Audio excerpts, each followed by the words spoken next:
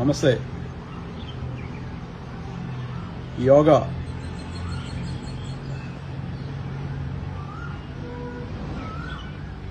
And meditation. చాలామంది ఏమనుకుంటారంటే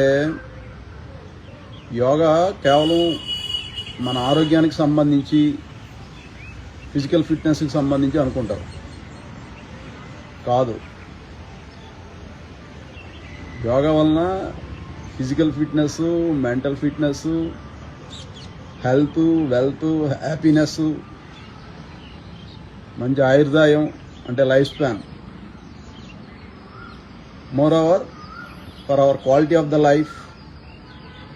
అంటే క్వాలిటీ ఆఫ్ ద లైఫ్ అంటే మన మెటీరియలిస్టిక్ వెల్త్కి సంబంధించి, మన వ్యాపారాలకు సంబంధించి, ఉద్యోగాలకు సంబంధించి, మన అభివృద్ధికి సంబంధించి, అలాగే మన వ్యక్తిగత బాగోగులకి సంబంధించి అన్ని విషయాలకి, అలాగే మనకేమైనా సమస్యలు ఉంటే ఆ సమస్యల్ని మనం సాల్వ్ చేసుకోవడానికి సంబంధించి అన్ని విషయాలకి యోగా ఉపయోగపడుతుంది.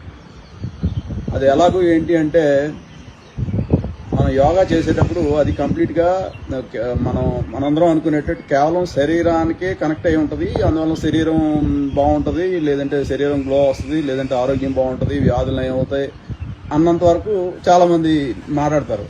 తప్పితే ఏంటంటే ఆ యోగా మనం చేసేటప్పుడు అది మీరు ప్రాణాయామం చేయండి, మెడిటేషన్ చేయండి, యోగాసనాలు వేయండి, అది మన బ్రెయిన్కి కూడా కనెక్టివిటీ ఉంటుంది. కాబట్టి అప్పుడేమవుతుందంటే మన ఆలోచన తీరు, ఆలోచనకు సంబంధించిన ప్రక్రియ ఇదంతా కూడా ఒక కరెక్షన్స్ జరుగుతాయి.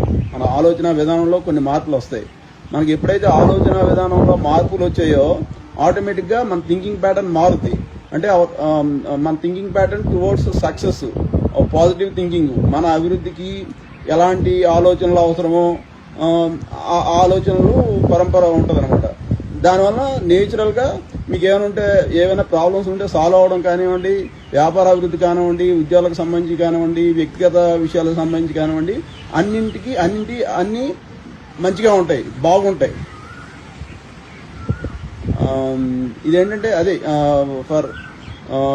నేను చెప్పొచ్చేది ఏంటంటే ఫైనల్గా yoga not only for the health, for all the things for our life, for health, wealth, happiness, to solve all of our problems.